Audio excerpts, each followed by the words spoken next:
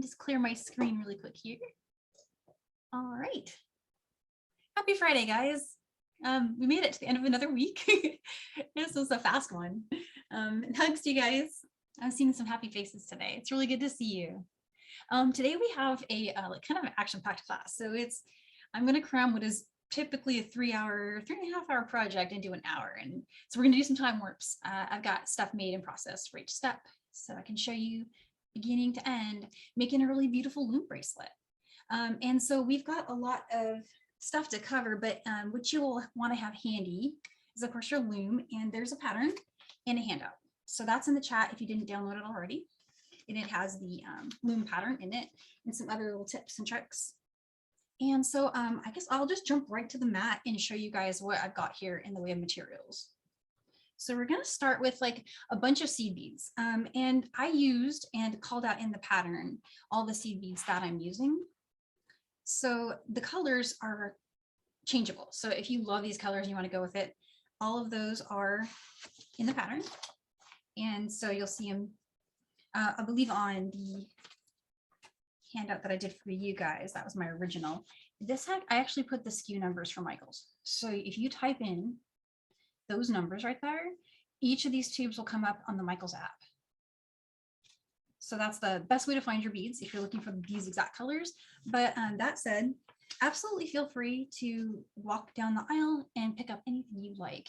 And it's easy with looms because all you have to do is lay your colors out A, B, C, D, and then just pick up the beads when it's called out in the pattern. All of the patterns have letters, and you print it out on a big, like a portrait, and it'll just be really easy to follow. So yeah, I do that all the time. I take patterns I love that I bought from other designers and I change up the colors. And so feel free to do that.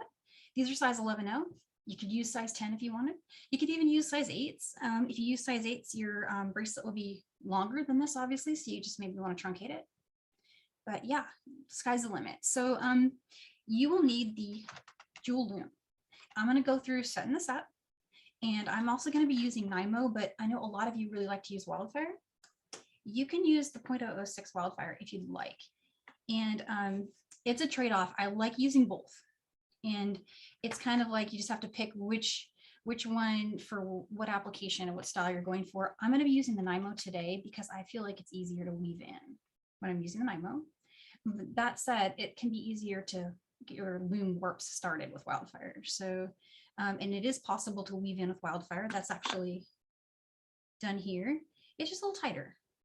So you got to be a little more careful. Make sure you're using a size 12 beading needle, which brings me to size 12 beading needle. And let's see, what else? Some buttons. I found these in the Notion section in the sewing aisle. And then also some scissors to cut your thread. And that's really all the stuff you'll need.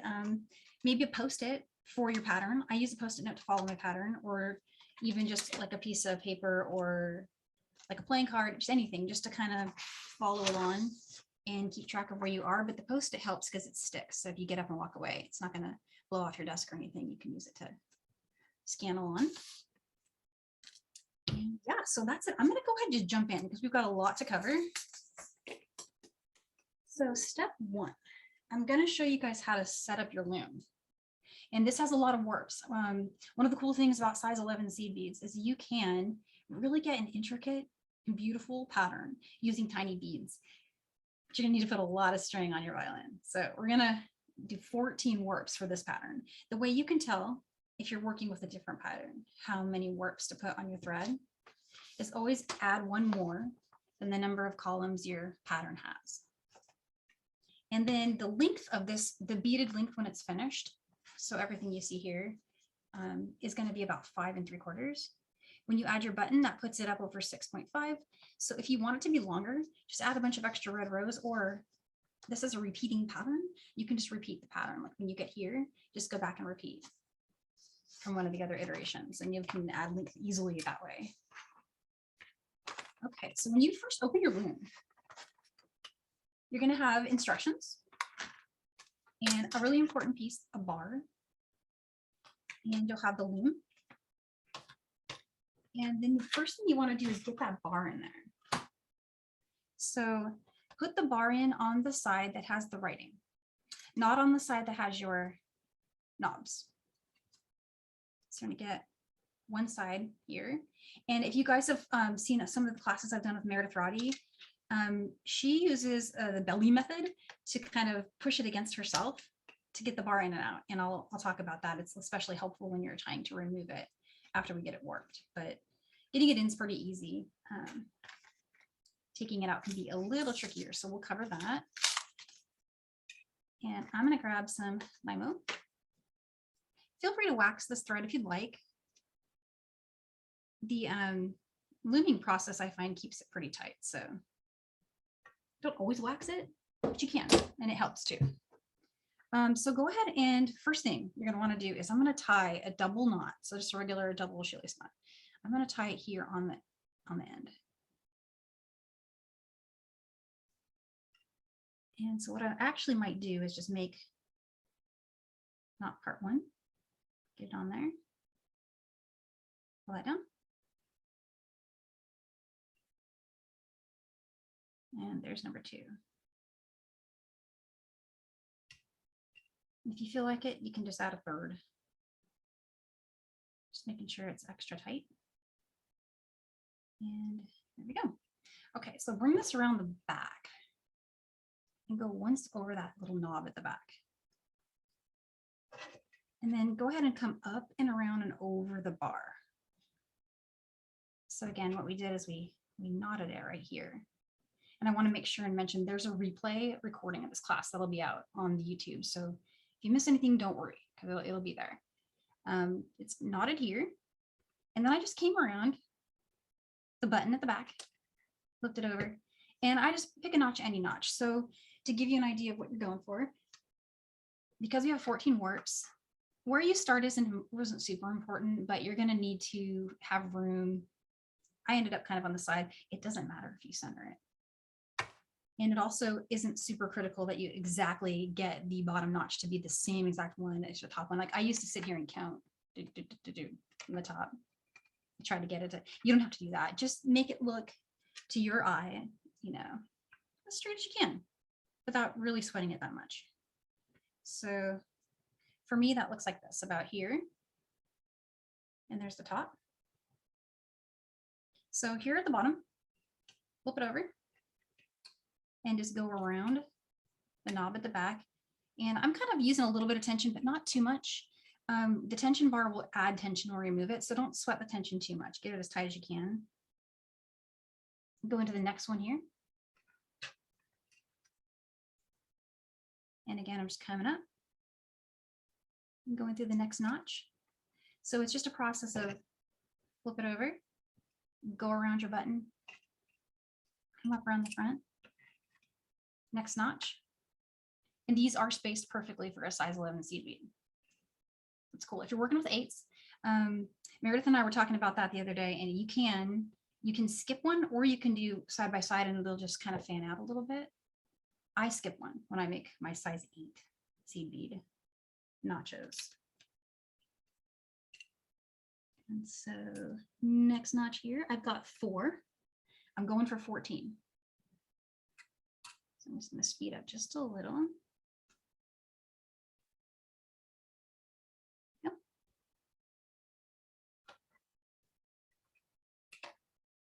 Went around the back. Find the next one here. And give yourself patience with this. If this is your first time doing this, and like maybe you drop the spool or something like that, don't worry. I mean, you can just come right back along and just restring it. But one of the things to note is that anytime you try something new for the first time, it's definitely something that you get better at every time you do it. So don't sweat it if it's tricky. Just keep going. And let's see where I'm at. I've got 1, 2, 3, 4, 5, 6, 7. Here's my 8.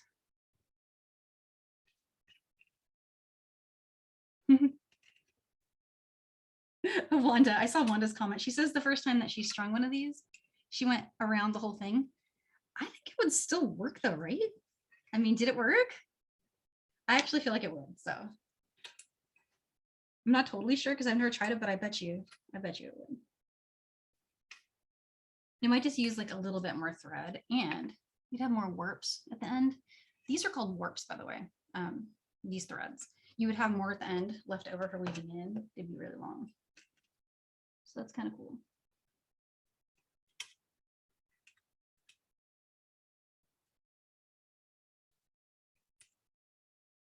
All right.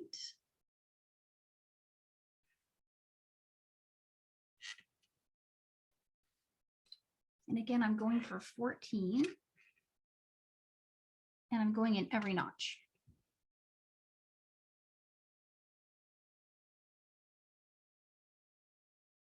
Here's 12, here's my 13. And 14. Okay. So once you get your last one through, go ahead and go around the button one more time. Sorry. And then come over here to the other side. So I went around the button. And now I'm back over on the other side. So remember we did a knot on this side? I'm going to do a knot over here. And you can knot to the back button too. This is just my personal preference for how to do a knot because it's easier for me to cut it off at the end. But it still works regardless of which way you choose. So I'm getting my scissors. I'm going to trim my thread maybe like right here to give myself lots of extra to get my knot going. So this part, it can be a little tricky. I used my finger to make a loop and kind of hold it in place. I also went around that button once or twice before starting this step because I do struggle with this one little part getting into a knot. There we go. There's one. And I'm going to do that again. There's 2. And now it should be a lot easier to do a knot. So I'm going to do 3. Okay, let's check everything out. Make sure everything's tight there. My knot looks good. Everything's there on the back. And often when you're maneuvering the loom, just double check that they're still in each notch. So here it's good. If you look up here at the top, I had one that just looked out of place. Super easy to fix. Just use your fingernail to grab that warp. And if you have a beading awl, that can be even awesomer, or chainless pliers, or even your beading needle. I might use my needle because that's what I have handy. And just move it back in spot. And do that before you remove the bar, because when you remove the bar, it's going to get a lot tighter. So all I did there was I just made sure they're all in their notches. And I've got 1, 2, 3, 4, 5, 6, 7, 8. Sorry, 1.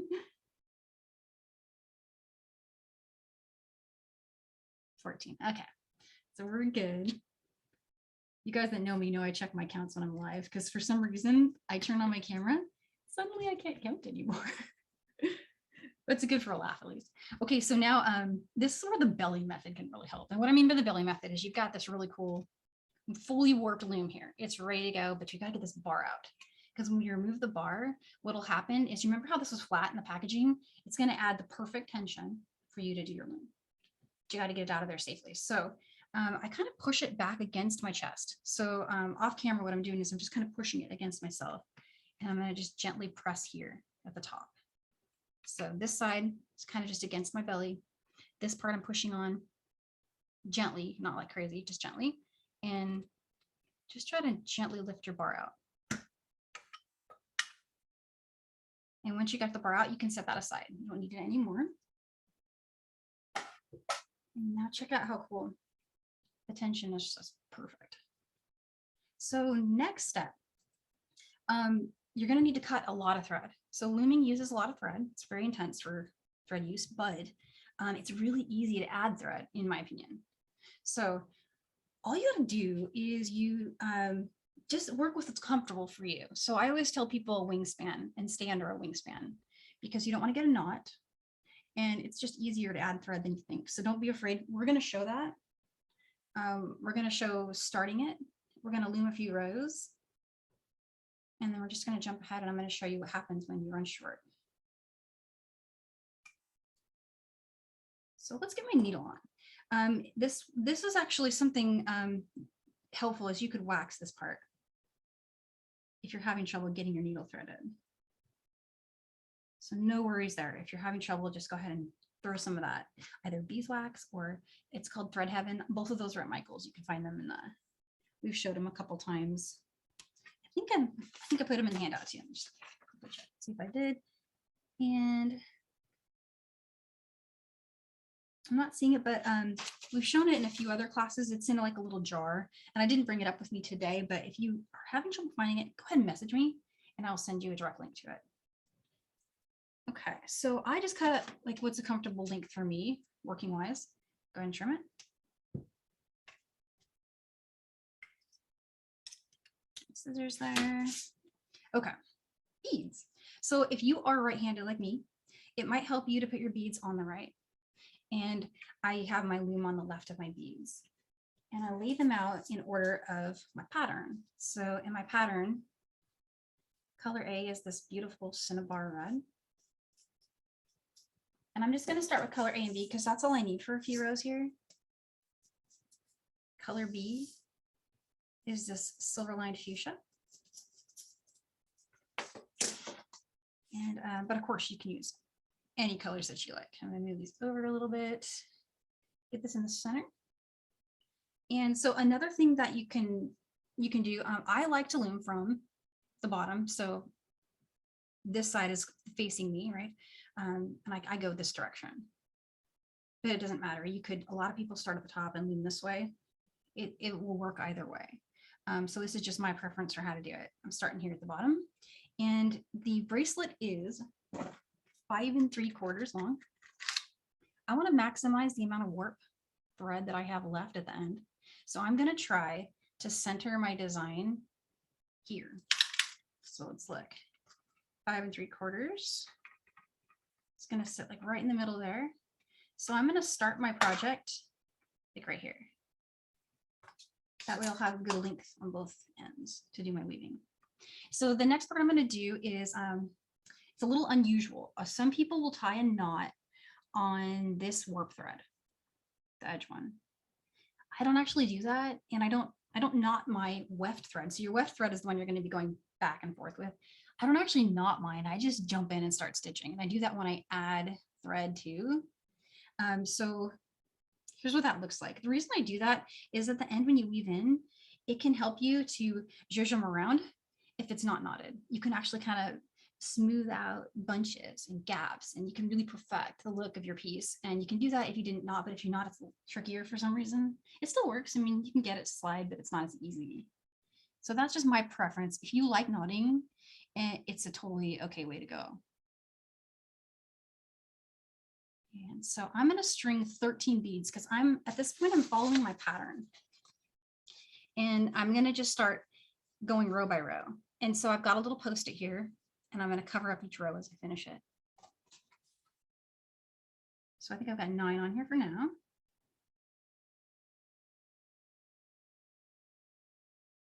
Okay, there's 13. And go ahead and leave a tail that's enough for you to do some weaving in later. You will have to weave in all of these tails that you have for both starting your weft thread, all the warps, and of course any thread that you add during the process. So you've got, about a 15-inch tail or so, 12 to 15 inches. Got your beads on there, ready to go. Now just for row 1, you only have to do this for row 1, but go ahead and go back through in the opposite direction with your needle. This is just how it can help you get your row started. So just bring your needle right back through. It's just supporting the beads. We're going to pull it out, but it helps you do this part. So I'm just going to get these beautiful beads to sit right between each one. And then just hold it with your finger. And what I'm doing here is I'm pressing up.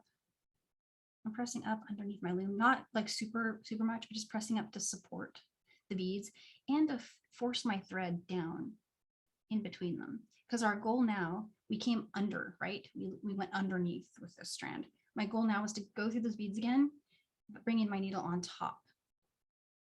And that's how looming works. That's how you get your So pull this needle back out. We just needed that as like a guide, just to get that to stick in there. And now just go ahead and go through. And sometimes it can help to push up with your needle from underneath to keep your, basically the goal is to keep your needle from piercing these threads. You don't want to pierce these. And my bead jumped out a little bit. See how that one jumped out? Pull on this thread over here, get it just to pop right back in. And that won't happen again after this row. It just happens that first row. And if you tied a knot, it wouldn't have happened. But again, I tend to not do a knot. I just get going. All right, so there's my row one. And check this out, what you can do. You can slide it if you want to. So if it's not exactly where you want it, if you want to measure again to get your centering right, you can do that. It should slide for at least the first 3 or 4 rows. It should slide really easily. And yeah, Wanda's saying in the chat that it is the first few rows, getting those on is a lot of, it's the only part I think that's even remotely hard. And then after that, it's joyful and meditative to do this process. It's like that right until you get to the end with the warps, but we're going to solve that too. So don't worry. So there's my row one, and I'm just going to come back over to my pattern and I'm going to do my row two. And this pattern was just like inspired by some Latin textile designs that like blankets. Have you seen like the beautiful blankets with the stitch patterns in them and all the very vivid colors? That was my inspiration for this piece. And so there's my row two, ready to go. And my thread's already underneath. I kind of did that without thinking about it, but I finished this one and I came back underneath, threaded all my beads. Now they're here, and I'm just going to slide them down.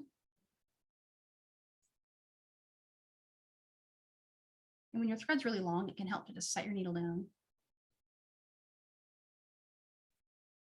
And this one should pop in without the assistance of my needle, but you can always bring your needle back to help you. And I'm coming through the beads again, heading back in the opposite direction. And I'm doing that above my warp threads, staying above them this time.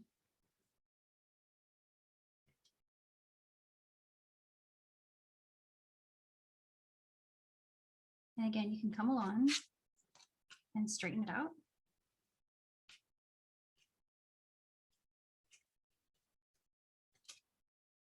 And row three.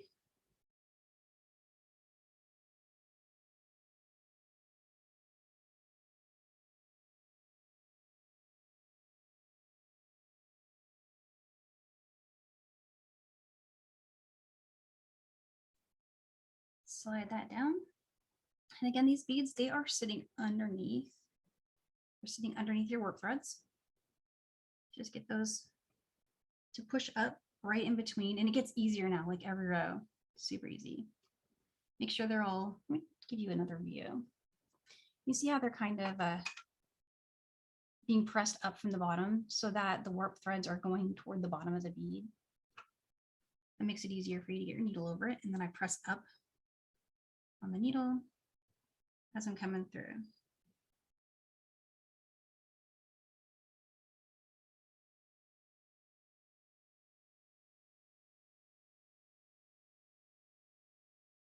There we go. Let's do a few more rows. And of course, anyone who has questions, I'm glancing up when I can to see if anyone's got a question about these steps, because we'll cover this until you got it, and then we'll jump to adding thread. So we've got 6 here. 9, 12, and 1.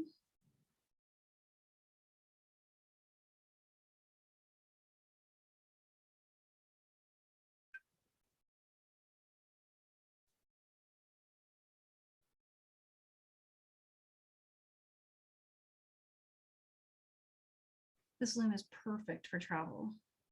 It slides right into your bag. If you're like me, I don't go on trips without my beads. They come with me everywhere.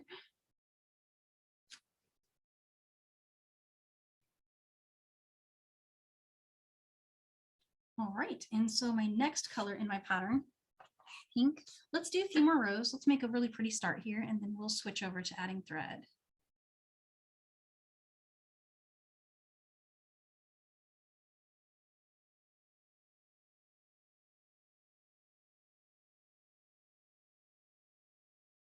And there's row 5.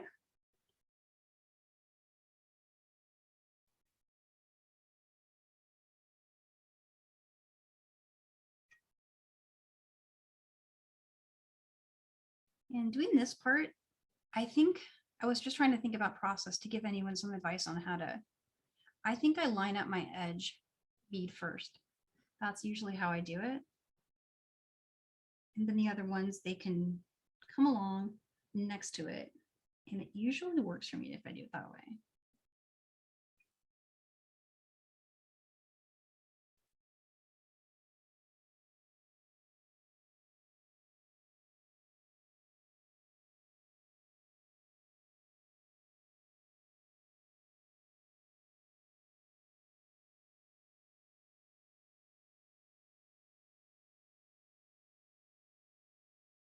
And I feel like this pattern it's an intermediate pattern because number one, it has a lot of columns and we're using size 11, so they're teeny. So if you've never loomed before, sometimes it can help to start with a size 8 bead just to get the feeling for what we're doing, and then move into the more smaller beads and higher column counts. Meredith Roddy and I did 2 loom classes. I think I saw up in the chat, it popped up that we did a couple of, one of bugles, which is really kind of cool, but still kind of intermediate, but we did a beginner one with only 5 columns using size 8. And that one is a great one for starting out if you're brand new to looming. All right, so I'm going to just add this row and then let's do a quick check-in, see how you guys are doing.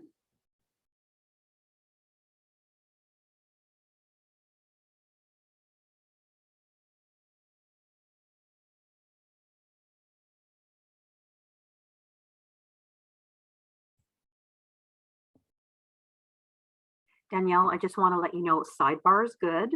Okay. So keep going. According to the schedule you wanted to get through today, you're coming very close to the halfway point, so you're great. I'm good. Okay, that's a good thing to know. I'm going to go ahead and switch to adding thread right after this row. Because I think finishing it is where we all struggle. I mean, it's definitely where I struggled when I first started looming. This part, it's positively joyful. I mean, how cool and satisfying is it to see these beads just pop like that? And then you pull out some graph paper and you just scribble on it and come out with something, and you can just make anything you want. So I've always loved that part of the process. But then when you get to the end and you pull it off the loom, when I get to that part, I get overwhelmed because, and I'll show you guys, we're going to take one off the loom together. So stop in here, I'm switching. And I've got this one over here that's in process. And this part didn't take very long, you know, just like doing this beautiful stitching part. You just kind of, and you can set it aside, go do something else, come back, you know, and it's all here waiting for you. But what I find is that at the end, when you take it off, all those extra threads can be overwhelming. So we're going to definitely spend a lot of time on that. But I'm here at the end and I'm almost to the end. I'm like within 4 rows of finishing, but my thread got short. So I know we'll all run into that at least once during a design this big. So go ahead and cut a new strand. And here's my scissors. And I'm going to just go ahead and bring it through my needle. And I'm going to do the same thing I did when we started. Remember how we just dove in and just added a row? Well, that's exactly what I'm going to do. And I just kind of guesstimated how much thread I might need to finish.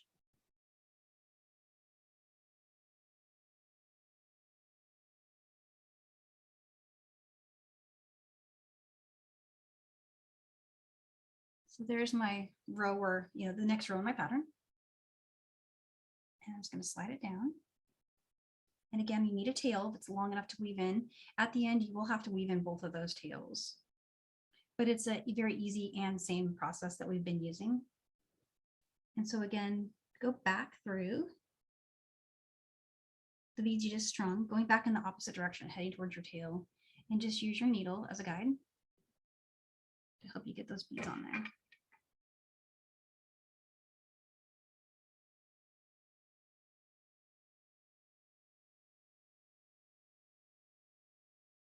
Yeah, so there we go. And it's that easy. So these two strands, the one where I got short and the one where I just added, leave them aside for now. Don't worry about them. And then just keep going with your pattern. Let's finish this one up.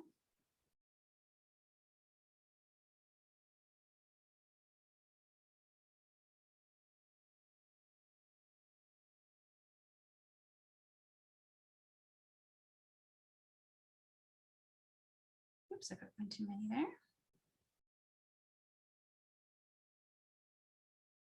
And I run into just a, I'm gonna show you guys a trick. I ran into a tight bead. So I'm gonna pinch all those beads and hold them and move my tight bead aside. And what I mean by a tight bead is a bead that does not readily, easily slide over my bulk here, right? That will be a problem later for weaving in. So pay attention to that, especially in your last rows.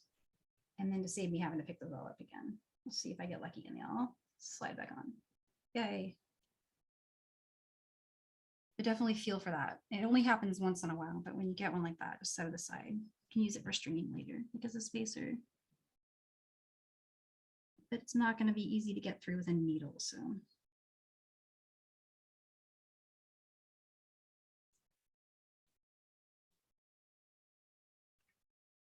All right.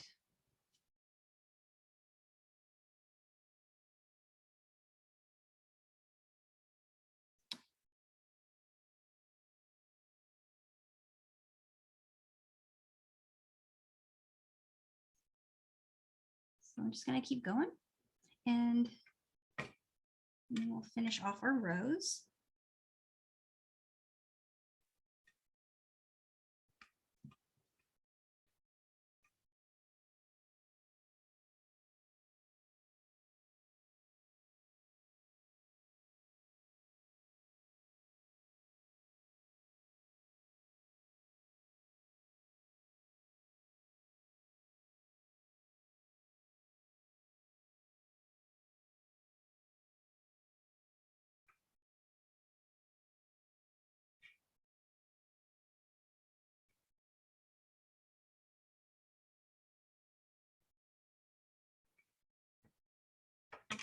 There you go. All right, I'm just going to end with one red row here. And I could keep going with my pattern, but in the interest of time, I'm going to just go ahead and throw on this row 4, 5.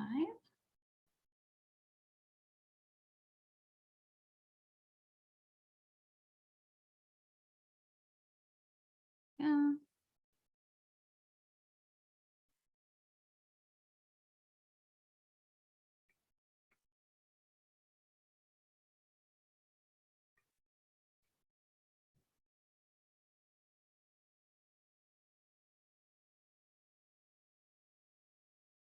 All right, how are we doing?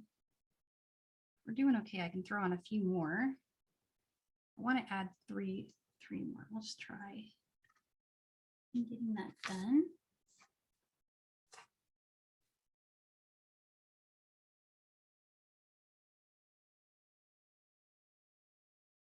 I'm going to speed loom a little bit, if you guys are okay with that.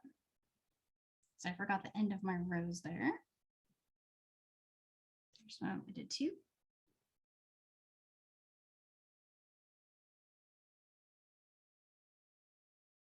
Okay.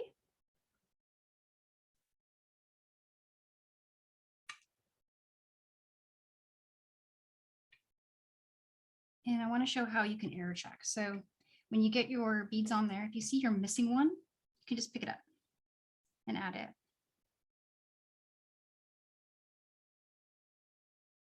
And it's also very cool how they just stay in place like that. I like that. Okay.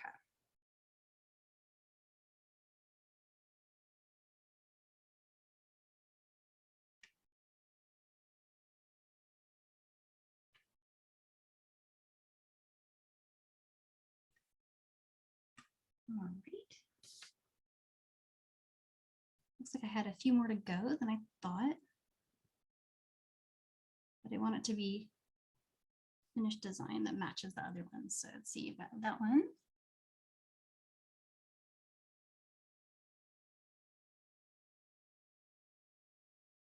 Okay, now we're on the last row. There we go. More than 4 guys, sorry. You're almost there. I ran out of thread earlier than I thought I would in that last design.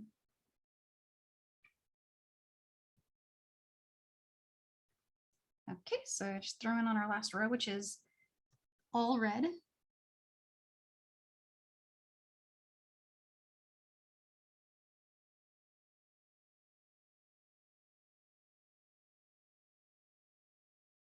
Okay, there we go. We made it.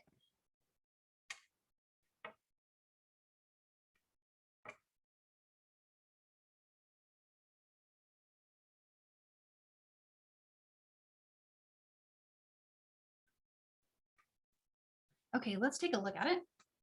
So we have the whole thing done, which is the whole pattern that is in your handout. So should look like that.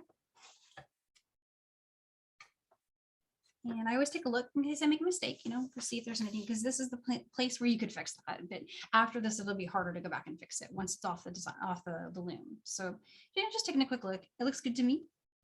So let's take it off the loom.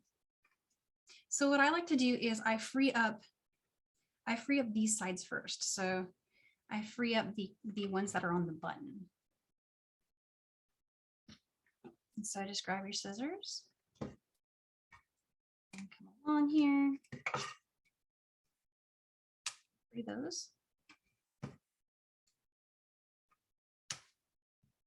And so you can, if you want to, you can actually cut them here at the button, but I don't do that because I want to preserve as much of that length as I can. I'm going to use that as weaving in, right? So the more length you have for weaving in, the more helpful it is. But it's a little tight, right? It's still super tight. So to get that off of the bar here at the back, it can really help if you do the belly method again. Just go ahead and push on it. And I might actually get my needle. You can also use some chain nose pliers, but I'll get my needle and I'll find where they go over, like right here. And when I push, it's going to help myself get them off the button. And so now it's free here in the front. It'll just fall right off the button in the back. And you can set your loom aside.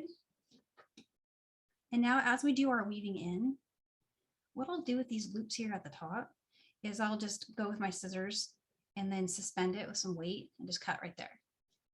And you can do that all in one swoop if you want. You can get all the loops on your fingers and cut them. So let's start with, I want to show you guys how I do weaving in. It does take a long time. I mean, it'll take an hour probably to do all of this weaving in. It's not something I ever do in one sitting. Like I'll do a few strands, as many as until I get to like where, oh, I saw Ambrose says love the belly. Yeah, me too. I learned that from Meredith and it saved my life because I used to sit there and try to. So yeah, it's great. But yeah, so what I was saying about the warps is that this is really overwhelming, right? I take one look at this and I'm like, now what, right? But just try to tackle it a strand at a time, and in your mind picture, you know, the beautiful design you'll have at the end.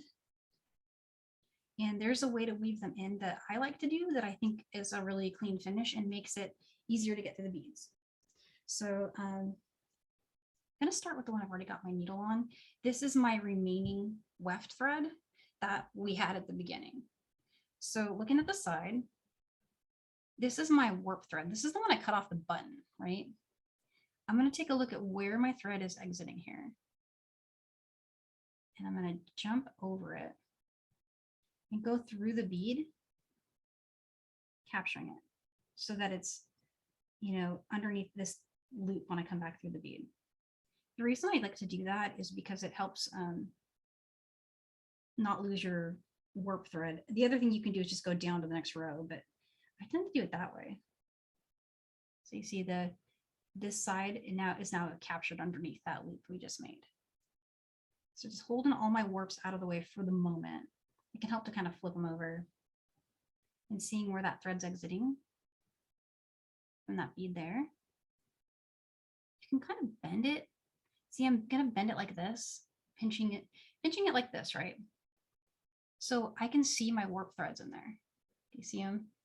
I should have used a different color thread actually, but I'm gonna pick up each of the warps with my needle really gently. And keep in mind when we did our looming, I'm actually going under the weft thread because we went under and then we came back through the beads over. And every time we did that, we created a thread sandwich where the weft thread sandwiches on top of the warps, which were running this way inside, right? They're running this way. We went under and over. So all I'm doing now is I'm just picking up, thread picking each of those little wefts. This really speeds up your weaving in. When I do that, I'll get a little loop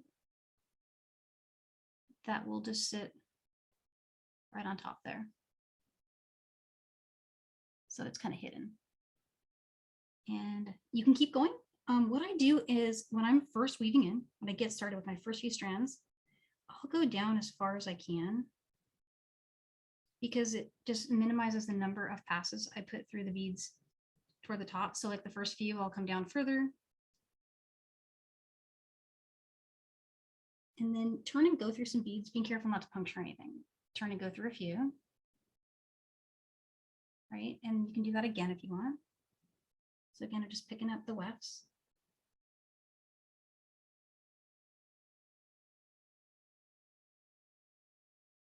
And you pick up the weft from the bead you're exiting. So you actually are kind of, I'm exiting from that blue bead and I went under its weft and then came down through the next three. Otherwise, you might see that turn in your design. Just come over here and exit. And from here, I'm done with that strand. And see, that took a minute. Pushing down, pulling up with scissors to get that to trim and pop into the bead there. All right, so now my weft thread's gone. And I would have to do the same thing with these, right? I have to do the same thing with this one. And I'm gonna have to do the same thing with all of these. I'm gonna switch and show you a couple of these because there's another way to do those. And one of the things that's tricky about them is the way that they are, you don't want to go back down through the same row. You want to jump over a bead and go down through the next column because they are securing that last row. And so if you weave them in any other way, you may lose those extra beads on the last row of beads. So let me show you what I mean. I'm going to go ahead and thread this. And this is actually my first warp. This end here was tied on the button. I've got the needle on it now. And see, it's the edgemost warp. So jump over the edgemost bead and go down through. Just pick up that weft thread. So you see what I'm doing? I'm just getting in between those columns. And I'm just going under the weft. And when you pull, that loop will just sit on top of the bead. And this doesn't detract from your design, but if you want to match your thread color to your beads when you're using your warps, that can help because then you won't see it, right? It'll just blend in with the color of your beads. Let's get a few more. So now I'm in the blue row here.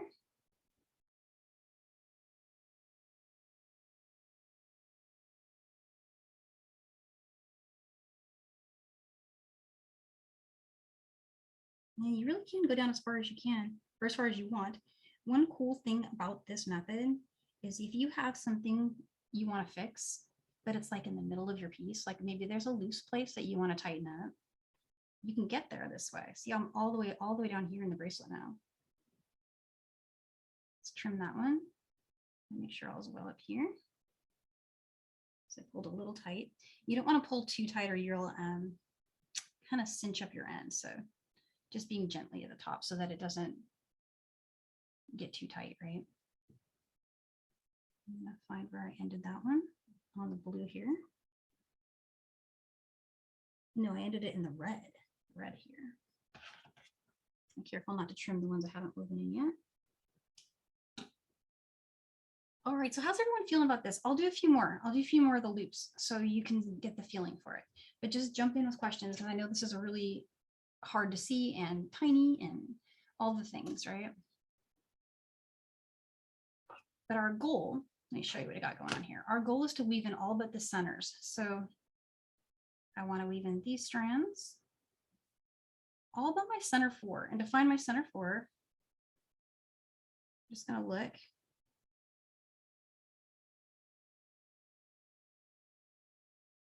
Let's separate those. Sorry about that. Okay. Let's pull those out. And we've got one over here that's already woven in.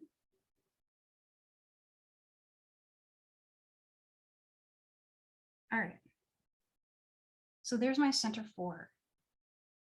Leave those aside. If you want, you can just kind of hold them like this while we do the rest of the work. But those center 4, I'm going to leave those in place because we're going to use them to make our connection with our button and our button loop. So those center 4, leave those aside and then just weave in the rest. So we're getting a little close to where timestamp I thought I'd be for showing finishing. So let's just do one more really quick. Trim that loop. This is my next one in. Get my needle on there.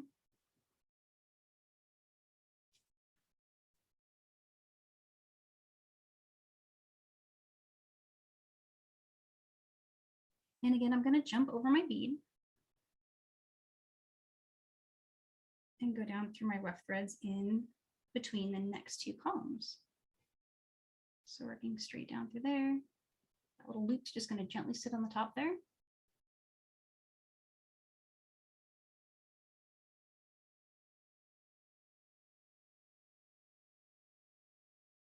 So this does a couple things.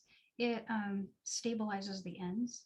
So if you have any loose things happening at the end of your work, it's really nice because it stabilizes it. And then additionally, you know, it leaves in your little tight bead there. Don't force it because if you break your bead now, it's a little heartbreaking. You might have to try to like glue your seed bead back together. If that row does not feel like accepting a pass, then I'll just keep going down. Go through the next one. There we go. Let's just trim it, push it down, pull it up. All right, and so you see, you know, we're getting there. It's taken a while, but we'll get there. So we've got our 2 warps and our weft woven in just that time. And you just keep going like that. And eventually you'll get to where you just have the 4 on either side. And anyone who notices I only have 3 on the side, I got overzealous and I kept going. So this one only has 3, but I'm going to make it work. This side has the 4, like the handout shows. And so the first thing I'm going to do is just trim the loop so that it's open so I can get my needle over it. And this part's fun. This part's really fun. So let's do our, which side is longer? If you have a side that is longer, take a look. Use your longer side for your button loop. So this is my longer side. That will be my button loop. This will be my button. And take 2 strands and either wax them or just kind of moisten them together. And if you can, go ahead and just thread both of those through. If you can't get them both through, do this step one at a time with your thread. You just have to go back through the beads. But I've been lucky the last few times I've tried this and I've been able to get both of my nylons through. And if you're using Wildfire, take some chain nose pliers and flatten the end of those like we do in our other classes. And that should help out. Okay, so I've got 2 through here. And I'm going to just string. Let's take a look. Let me show you guys what I'm doing. I'm just going to string like that. So the number of beads that you need on the side is going to vary based on your button size. So I'm pretty sure I put the counts for this button in our handout, but you're still going to want to feel it out. And then optionally, if you want to beautify it, you can put a little size 8 seed bead there, which is also super handy for hiding a knot. If you do this with Wildfire, what you might find is additional passes aren't easy to do through more than a couple of times. So you have the option of hiding a knot under there and gluing it, bringing the thread through just a little bit, trimming it, and you got a buttonhole. option one to do that. You can also just weave it back into your work. It's especially easy to do with Nymo. So that's what I'm going to do here. First thing I'm going to do is put on our button. So I put a jump ring. That's up to you if you want to do a jump ring. It helps to connect it, but you can also just go straight through the button shank. So whatever your option is. So I'm going to put my button on after I make my loop using a jump ring, just so you can see my loop and see that activity. Otherwise, it's kind of hidden underneath your button.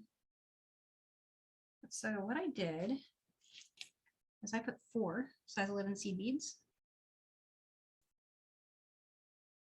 for one side and then 4 for the other.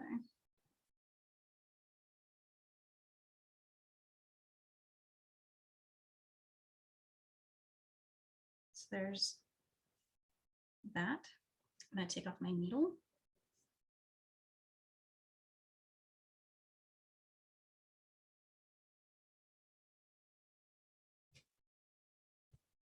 All right.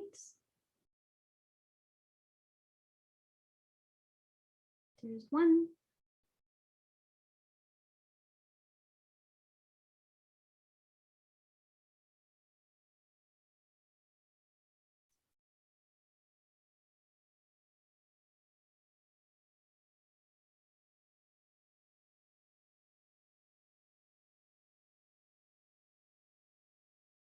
Two. And so that can be tricky. If that doesn't work, again, just try putting one and you can just do this step twice with one strand through it. I'm just, rushing it a little bit. So go back through those 4, the first 4 on this side. And be careful not to puncture thread here. Okay, get that through.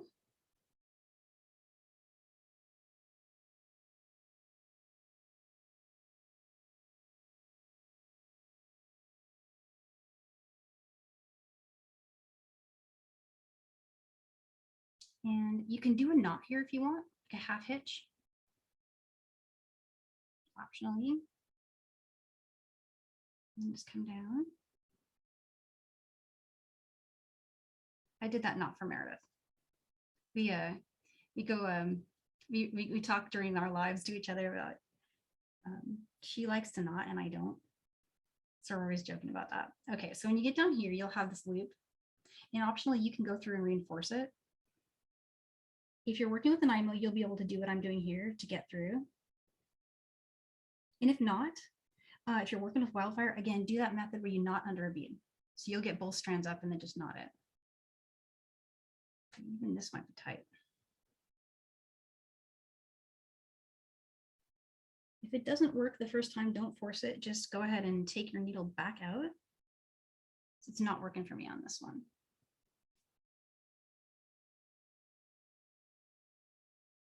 Sometimes the seed beads are just a little different shape. So if it doesn't work, go ahead and work it single strand, which is what I think I'll do. One out. And back through. But you've already got 4 strands going through that loop. So if you wanted to, you could just stop there. But I'm going to go ahead and put just another pass because it's Nymo.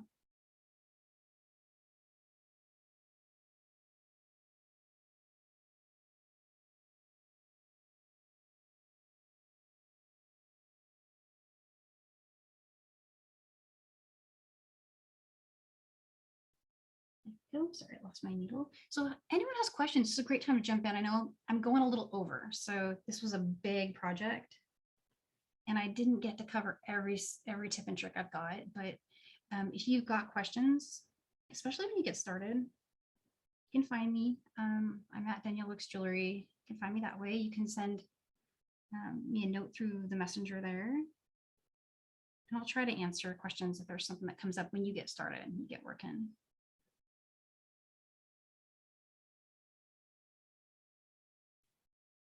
But yeah, so you just want to keep going and weave through, and you'll do that on both sides. One side for your button, and then one side for your buttonhole. And for the buttonhole, I just measured it as I stitched it. And I believe I shared the counts, but I think I would advise you to actually test your button because for some reason, it's not the same for me every time I do it. So sometimes I will create a button loop and the counts will work and I'll be using the same style button. And the next time I do it, 1 or 2 beads different looks better or fits better to me. So it's one of those things where you just want to test it.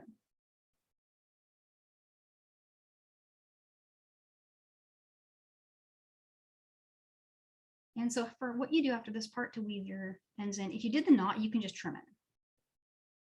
You can just go through and trim. But if you didn't do a knot, weave them in the way we did in the last few steps, where you find your little wefts and go through.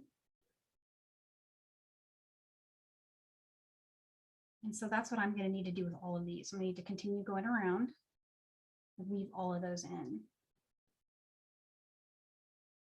But I want to check in with you guys now because we're getting close to the hour. So sorry, I didn't get as far along as I hoped, but big project, right? So I think from here, unless there's extra questions about any of those steps, I might just show you guys. So far, so good. No, you're good. Yeah. All right. I think everyone's really impressed with this weaving in option. So it's what you said to me. It's going to take a little bit of time and a little bit of effort, but I don't see anybody confused with the tips. Oh, thanks. Yeah. And thank you, Amber. She says she likes the weaving in. Yeah, I love it too. And I find that even though it takes a really long time, it's kind of a joyful process for me too, because it's, I like the stitching. It's something that I find soothing to do. And I will take these sometimes, and like if I go to a park or something, because I don't have to carry any loose beads, if I've got projects like this, I'll sit and just like stitch it in. So that's one of those aircraft friendly projects that you can bring along. And I always thought I would show you guys our next project. So we've got one more class in August that's coming up, and that's the peyote with a twist. And this one's really fun. It's a technique that I was a little bit scared of for a long time. I thought it was going to be just a little too confusing and of course time consuming, but honestly, this went really fast with a size 8 bead. This was really quick to make. So if you'd like to join us for that, that is not next Friday, but the Friday after that. Next Friday, I will be at Bead Fest. So if anyone is in Lancaster, Pennsylvania and wants to say hi, I'd love to say hi. I'll be there at the Beads of Courage event. That's on the 19th. And then I'll be back at the end of August on a Friday for our workshop here. And we also, I don't have them in front of me, but we also just launched all of our September classes. And if you're a new beader, you're in luck, because September is awesome. We're doing back to basics, and it's all of the intro stitches. And we've got a really cool ladder stitch intro. We're doing peyote, we're doing herringbone. And then we have an advanced ladder stitch workshop for the end of September. So check those out, michaels.com/classes. And when you finish your loom design, if you want to share it, tag Make It with Michaels and tag John Bead, and we will share it and comment. And if you have questions, of course, you can ask them there too, and we'll try to answer. Yeah, so I just want to wish you guys a great Friday, and I hope you are enjoying the week and the rest of your weekend goes well, and that you have lots of great creative moments. And again, yeah, I am around if you need me. So, all right, I'm just gonna switch and say bye to you guys really quick. Try to do. Oh, there we go. Oh, thanks, Chanel. I just like to say bye to you. Oh, I see Valerie's hearts. Hey guys. Hi, Monica. I got Monica and Valerie at the top of my screen here. Hey guys, thanks for being here. Have a great weekend, and I will see you next time.